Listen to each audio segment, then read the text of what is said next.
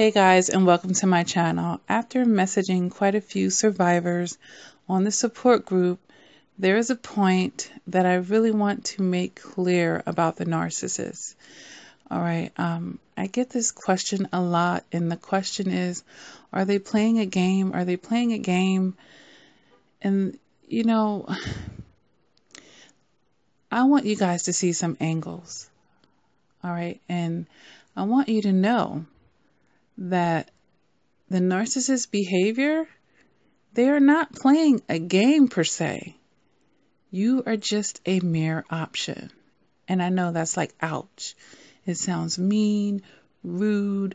It sounds devaluing, right?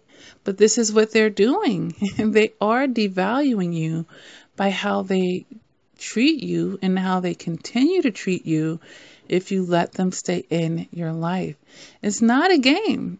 You know, survivors get really confused with me, and I don't know if I can put them in the category of a survivor at that point, because they're still stuck in a certain sense. They still have a certain type of bondage within the situation. So they aren't quite free just yet. All right, they're trying to get there. But what they need to understand, I mean, even if it was a game, that is insulting as well, because this is real life. You know, this is your real time. This is your real sources. This is, you know, your real resources, what I meant to say, your real emotions and feelings, you know, your real heart here involved in the situation, your real body, okay? You know, time that you can never get back, you know, but, you know, it's hard for non-narcissistic people at times to wrap their minds around, you know, the buffoonery, the ignorance, you know, the stupidity, the casualtiness, you know, or the casualness, if you will. Like, how could they treat the situation so loosely? Or how can they say this in one moment and then be this way in another moment? Blowing hot and cold, being inconsistent, turning up the fire and turning it down. This is because narcissists only care about supply, and that can change in any given moment. With the wind, that could change. They could walk into a store while you're sitting in a car waiting for them. They could walk into a store to get something innocently and bump into someone else that triggers them into thinking, I think the grass is greener with this person that I've known for 1 second, as opposed to the person in a car. And then they start having small talk with this person. They find out they work here, they have this, they have that, and all of a sudden the plans that you had with them for the rest of the day are going to shift because they have something else that's way more interesting to them right now, that they think they're going to secrete this supply from this person. And this is just one very basic example on how things can shift in any moment. A supply that they had and fifth in line gets a big promotion in their job, and whoa, wait a minute, now I might need to make you number one, or I'll make you my number two, test it out, then make you my number one. Like, they shift in a moment's notice, guys. There's no loyalty here. And people are like, is this a game? Why are they telling me they miss me? Why are they trying to hoover me? Or are you hoovering them and they're kind of lukewarm? Because this is what someone told me. They was like, I made a mistake. I hoovered the narc. I hoovered the narcissist. I sent him a message. 2 hours later, he replies. And then, the messages are dragging in. But yet he sprinkles in there somewhere, yeah, I miss you. I like hearing your voice. And this isn't something to feel good about. And all the while I'm reading it, it seems crystal clear to me. This person only wants to deal with you at their convenience. And our question is this a game to him? Is this really a game?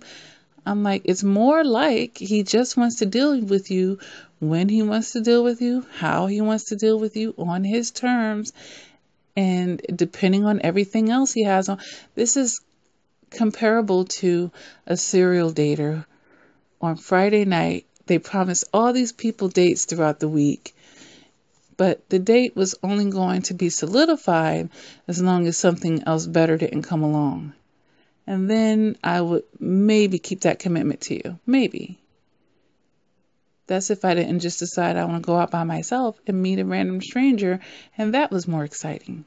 You see, it's very loose. There's no true commitments. I don't care if you were married to the narcissist. They're only committed to stimulating their emotions and stroking their egos and secreting supplies. So whatever they feel like they need in any given second and who they think they can get that from, that could shift in their perceptions in any moment. Well, no, I think this one might be better off right now. Or it can go in any direction, guys. And this is why they can be so flaky. This isn't a game. This is a person showing you their true colors. This is a person showing you their actions that are speaking louder, or should be speaking louder than the words that they're telling you. Oh, you're telling me you miss me, but you're not really making time for me. You stood me up. You blew me off. You're still acting lukewarm in the situation, which is cold. You're in or you're out. A person is in or they're out. So I just really, really want survivors to understand that the narcissist is not necessarily playing a game. They're showing you their true colors. Okay? I'm not trying to say that there aren't sadistic narcissists out there who can see someone may be naive and exploit them for that emotional immaturity. But in the bigger scheme of things, it's their emotional immaturity that's making them even exploit that other person. Okay? But it's not a game. It's just who they are. It's how they lead their life. And it comes off because you're trying to wrap your mind around it. No, this isn't a game. This is what you got on your hands right now. This is what you're dealing with, all right? So please understand what is really going on here and what is being communicated to you non-verbally. They just want to deal with you when they want to deal with you and how they want to deal with you. All on their terms. They don't care about your feelings. And they run off their emotions, which can change. Your feelings can change in a split second about any given thing. So when you're dealing with someone that runs off of their emotions like that, you're going to have a lot of flakiness and inconsistency. Because you don't know what has their attention or what took their attention, whether it was temporary or not. So we have to understand it. It's not a game. This is just who you're dealing with here. It's going to feel like games because you want something serious. You want something steady. It's going to feel like games because they're constantly dropping the ball and not delivering what they promised. Then it's going to feel like a game to a person that's taking them serious and wanting to get something from them that they will never get. All right? So no, that's not a game. It's just what you have on your hands.